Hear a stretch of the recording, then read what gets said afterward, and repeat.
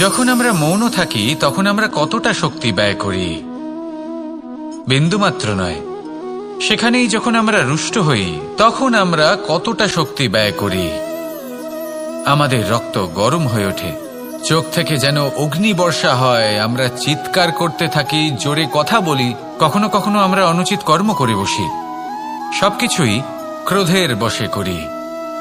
এবার এই ক্রোধকে মৌনতায় পরিণত করতে হবে। এই কাজটা চোখে দেখা যায় না, এই কাজ সরল নয়, এই কাজ হলো অত্যন্ত কঠিন এবং এই কাজই শ্রেষ্ঠ। সেই ব্যক্তি শক্তিশালী নন যিনি কথায় কথায় ক্রুদ্ধ হয়ে যান, কথায় কথায় যিনি আক্রমণ করেন।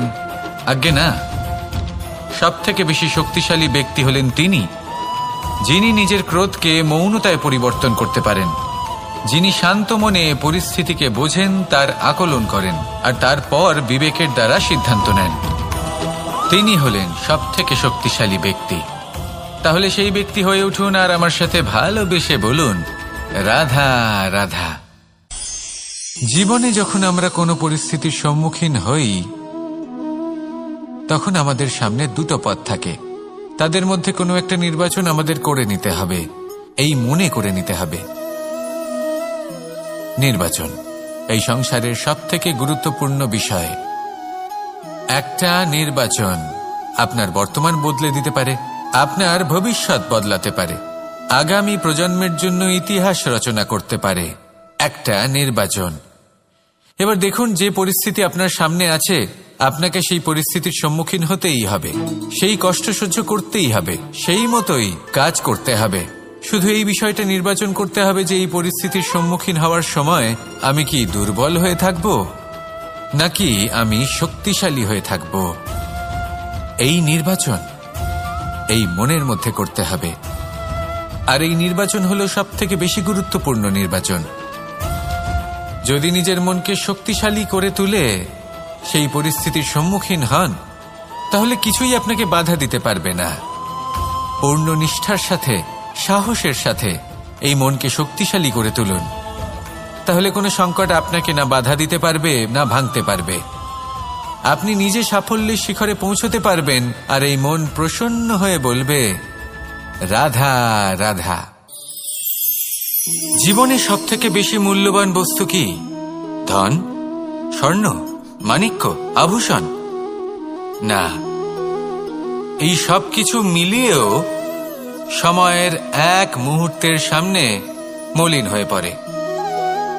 এক মুহূর্ত যা এক দরিদ্রকে রাজা করতে পারে, যা এক রাজাকেও দরিদ্র করতে পারে। একটি মুহূর্ত যা আপনার আত্মবিশ্বাসকে পর্বতের শিখরে পৌঁছে দিতে পারে, একটি মুহূর্ত যা আপনার অস্তিত্বকে গভীর সাগরে বিলীন করে দিতে পারে। একটি মুহূর্তের খেলা। সব সময় জীবনে সেই ব্যক্তিকে সম্মান করুন, শ্রদ্ধা করুন যিনি আপনার জন্য সময় বের করে থাকেন। সবসময় সেই ব্যক্তির প্রতি নিষ্ঠাবান থাকুন যেই ব্যক্তি খারাপ সময় আপনার পাশে দাঁড়িয়ে থাকে। এই সময় সব থেকে বেশি মূল্যবান। আসুন আমার সাথে ভালোবেসে বলুন, রাধা রাধা। প্রজাপতি দেখেছেন? কি সুন্দর হয়, তাই না? এই প্রজাপতি, ওদের দিকে তাকালে নিজের অজান্তেই নিজের মুখে হাসি ফুটে ওঠে। কিন্তু এই প্রজাপতি জন্ম থেকেই এমন দেখতে হয় না। জন্ম থেকে এদের কাছে ডানা থাকে না, এরা উড়তেও পারে না। যখন একটি প্রজাপতি জন্ম নেয় তখন প্রথমে ডিম অবস্থায় থাকে সে।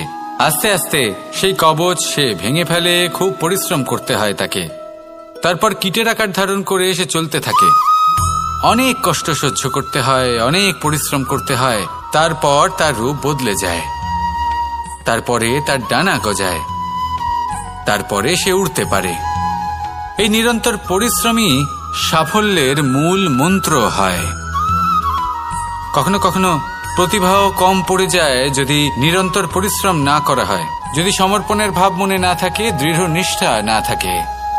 আর কখনো কখনো সেই ব্যক্তি যার মধ্যে বিশেষ প্রতিভা থাকে না, সেই ব্যক্তি নিরন্তর পরিশ্রম করে, নিজের মনে সমর্পণের বোধ জাগিয়ে তোলে, দৃঢ় নিষ্ঠার সাথে কর্ম করে আর সাফল্য লাভ করে। সেই জন্য আপনি জীবনে যেখানেই পৌঁছে যান না কেন নিরন্তর পরিশ্রম করতে থাকুন। তবেই আপনার ভবিষ্যৎ রঙিন প্রজাপতির মতন গগনচুম্বী হবে। তবেই এই সংসার আপনাকে দেখবে এবং নিজের অজান্তেই এই সংসার নিজের মুখে হাসি ফুটিয়ে তুলবে এবং এই সংসার আমার সাথে ভালোবেসে বলবে, রাধা রাধা। পুরাণে আমরা দেখেছি যে মাতা পিতা কতটা মহান হতে পারেন। কিভাবে শ্রী গণেশ নিজের মাতা পিতাকে পরিক্রমণ করলেন এবং পরম পূজনীয় হয়ে উঠলেন।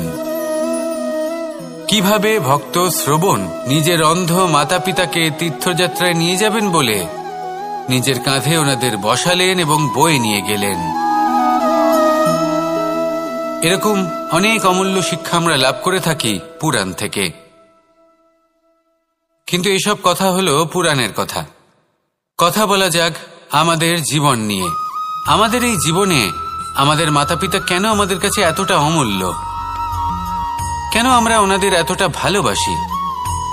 কেন আমরা ওনাদের এত সম্মান করি? আর কেনই বা ওনাদের এতটা সম্মান করা উচিত? মমতার কারণে। মায়ের মনের এক ধরনের মমতা, পিতারও এক ধরনের মমতা। এই দুইয়ের মমতা ভিন্ন, কিন্তু এনাদের দুজনের মমতার কেন্দ্রবিন্দু হলো ওনাদের সন্তান। মাতা মমতার কারণে সকালে তাড়াতাড়ি উঠে পড়েন, খাবার তৈরি করেন, এটা ভাবেন যে আমার সন্তান যেন অভুক্ত না থাকে। অন্যদিকে পিতা ইচ্ছে না থাকা সত্ত্বেও নিজের মমতাবোধের কারণে নিজের সন্তানের প্রতি কঠোর হন, তাকে জ্ঞান প্রদান করেন, শিক্ষা প্রদান করেন, কারণ উনি চান যে ওনার সন্তান যেন পরবর্তীতে উন্নতি করে, কখনো অভুক্ত না থাকে। এটাই হলো মমতা মাতা পিতার। আর এই মমতা সংসারের অন্য কোথাও আপনি পাবেন না। তাই সবসময় নিজের মাতা পিতাকে সম্মান করুন, ওনাদের ভালোবাসুন, যতটা ইচ্ছে ভালোবাসুন। আর এই ভালোবাসার সাথেই বলুন, রাধা রাধা। সম্পর্ক হলো আমাদের জীবনের একটি আধার। কিছু সম্পর্ক এমন যা আমরা জন্মসূত্রে লাভ করি, যেমন পরিবার, মা বাবা। কিছু সম্পর্ক আছে যা আমরা জীবনে অর্জন করে থাকি, তা সে প্রেমের হোক, স্নেহের হোক বা বন্ধুত্বের। এই সকল সম্পর্ক লাভ করার বা গড়ে তোলার 5টি ধাপ রয়েছে। প্রথম ধাপ, কোনো ব্যক্তির সাথে আলাপ হওয়া, তার সাথে কথা বলা বা তাকে দেখা। দ্বিতীয় ধাপ, সে ব্যক্তিকে আমাদের ভালো লাগা। তৃতীয় ধাপ, আমাদের এটা চাইতে শুরু করা যে জীবনে এই ব্যক্তি যেন আমাদের বন্ধু হন, আমাদের জীবনে থাকেন, বা আমাদের কাউকে ভালোবেসে ফেলা। আর এটা আমাদের ভাবা বা চাওয়া যে সেই ব্যক্তি যেন আজীবন আমার সাথে থাকেন, আমার জীবনে আমার সাথী হয়ে। চতুর্থ ধাপ, লাভ করা। এবার এই ধাপটি অনেক মানুষের পক্ষেই খুবই সরল হয়, বড়ই সরলভাবে নিজেদের সঙ্গীকে লাভ করে থাকেন। কিছু মানুষের জন্য এই ধাপ অত্যন্ত কঠিন হয়ে থাকে। অনেক প্রতিকূল পরিস্থিতির উপর জয়লাভ করে তারা সঙ্গীকে লাভ করেন, কিন্তু লাভ অবশ্যই করেন। এরপরে আসে পঞ্চম, অন্তিম এবং সবথেকে গুরুত্বপূর্ণ ধাপ। সেটা হলো সেই সম্পর্ক পালন করা।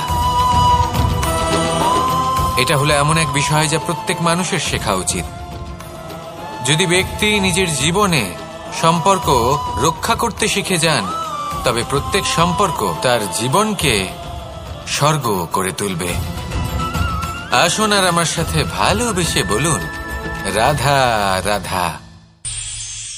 জ্যোতিষ একটা বিদ্যা, এ হলো একটা বিজ্ঞান।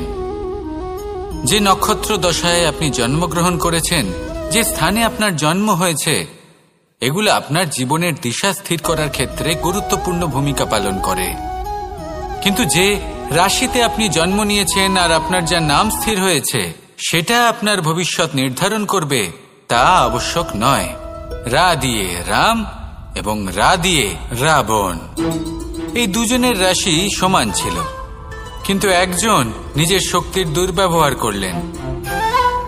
স্বর্ণ লঙ্কার অধিপতি রাবণ, চতুর্দিকে বিজয়ী হওয়া সেই ব্যক্তি নিজের পতনের সম্মুখীন হলেন। শ্রীরাম রাবণকে বধ করলেন। শ্রীরাম, যিনি নিজের কর্ম দ্বারা, নিজের পরিশ্রম দ্বারা ঈশ্বর উপাধি লাভ করেছিলেন, 14 বছরের বনবাস ভোগ করলেন, আর যখন বিপদে পড়লেন তখনও নিজের রাজ্যের সাহায্য নিলেন না।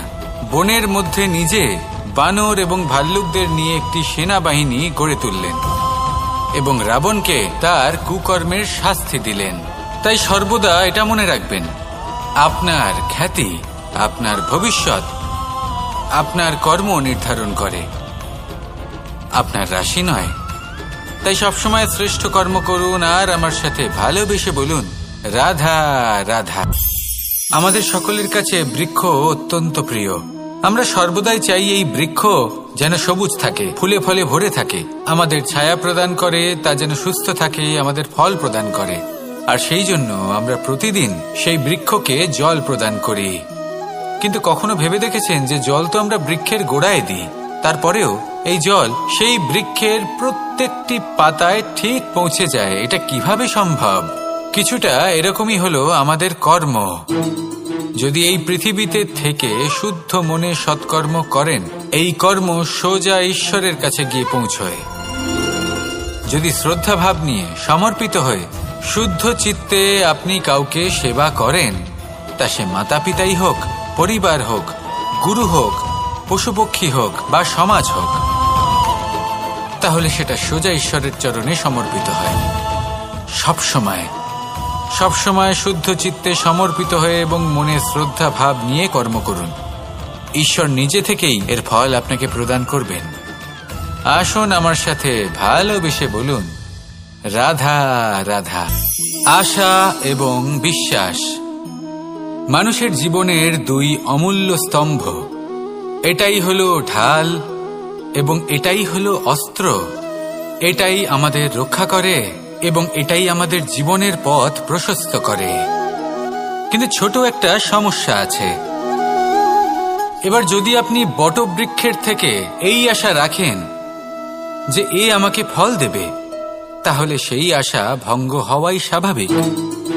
আর যদি আপনি বিশ্বাস করেন যে খেজুর গাছ আপনাকে ছায়া প্রদান করবে, তাহলে সেই বিশ্বাসও অবশ্যই ভঙ্গ হবে। তাহলে কি করা উচিত? চোখ বন্ধ করে যে কাউকে বিশ্বাস করার আগে বা যে কারোর থেকে আশা রাখার আগে নির্বাচন করুন যে কার ওপর বিশ্বাস রাখতে চান, কার ওপর আশা রাখতে চান। তবে আমি তো বলবো যে বিশ্বাস করতে হলে নিজের ওপর করুন, যে এই সংসারে এমন কোনো কাজ নেই যা আপনি করতে পারেন না। আর শুধু কর্ম করতে থাকুন আর ভরসা রাখুন ঈশ্বরের ওপর, যে উনি আপনার কর্ম দেখবেন আর আপনাকে আপনার কর্মফল অবশ্যই দেবেন, আপনাকে সাফল্য দেবেন।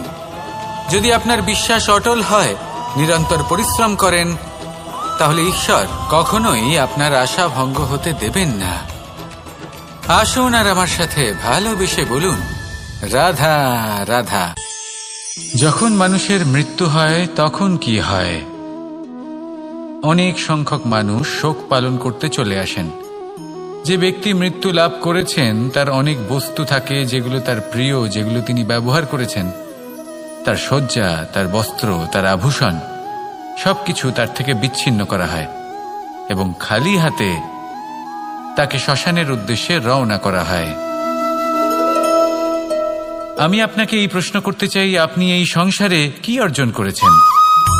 ধন সম্পত্তি, বস্ত্র, আভূষণ, এই সবকিছু যে আপনি অর্জন করেছেন, আপনার মৃত্যুর পরে তা আপনার থেকে দূর হয়ে যাবে।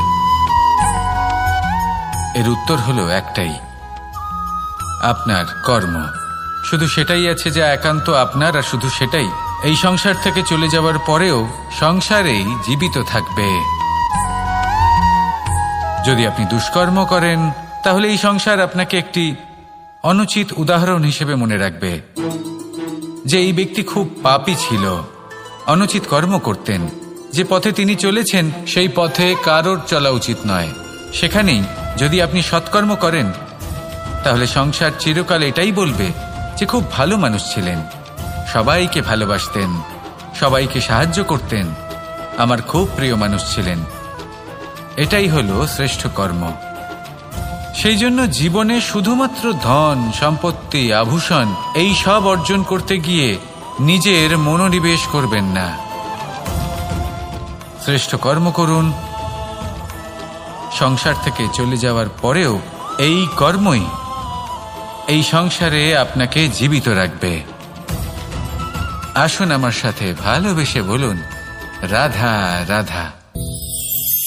কখনো কখনো অন্ধকারের সাথে লড়াই করার জন্য আমরা প্রদীপ জ্বালাই। এতে প্রথমে সলতে রাখি, তারপর তেল ঢালি, তারপর আগুন জেলে এটা প্রজ্বলিত করি। তারপর একটা সময় আসে যখন এই প্রদীপ নিভে যায়। কারণটা কি? কারণ কি এটা যে প্রদীপের প্রকাশমান হওয়ার ক্ষমতা সমাপ্ত হয়েছে? না, এই যে আগুন আমরা দেখতে পাচ্ছি, এই আগুনের জন্য যে শক্তির প্রয়োজন হয় তা আসে এই তেল থেকে। যদি এই তেল সমাপ্ত হয়ে যায় তাহলে এই প্রকাশ তাও সমাপ্ত হয়ে যায়। আর আমাদের জীবনে এই তেল হলো আমাদের কর্ম, আর এই আগুন আর এর দ্বারা উৎপন্ন হওয়া প্রকাশ আমাদের ভাগ্য। যত আমাদের কর্ম ক্ষীণ হতে থাকবে, আমাদের ভাগ্য, সৌভাগ্য কোথাও না কোথাও লুপ্ত হয়ে যাবে। যে উজ্জ্বল ভবিষ্যৎ আমরা চাইছি তা কখনো লাভ করতে পারবো না যদি কর্ম না করি। ঠিক যেমন তেল ছাড়া অগ্নি উৎপন্ন হয় না, তেমনি কর্ম ছাড়া সৌভাগ্য হয় না। আর যেমন কর্ম তেমন ভাগ্য। তাই সবসময় কর্ম করতে থাকুন, কর্ম করা থামাবেন না। আর আমার সাথে ভালোবেসে বলুন, রাধা রাধা। এই শুকনো পাতাটিকে দেখুন, নিষ্প্রাণ হয়ে পড়েছে। কোনো একটা সময় এই পাতাটি একটা গাছের ডালে ছিল। সেই গাছ ওর লালন পালন করত। যখন যখন বাতাস বইত, এই পাতায় কম্পন দেখা দিত, মনকে প্রফুল্ল করে তুলত। কোনো একদিন এই পাতা গাছের ডাল থেকে ঝরে পড়ে গেল। নিঃসন্দেহে ও নিজের স্বাধীনতা পেল, কিন্তু আস্তে আস্তে শুকিয়ে গেল, নিষ্প্রাণ হয়ে গেল। দেখুন, আমি এই কথা বলছি না যে স্বাধীনতা অনুচিত, কখনোই না। কিন্তু যে কোনো পরিস্থিতিতে স্বাধীন হতে চাওয়া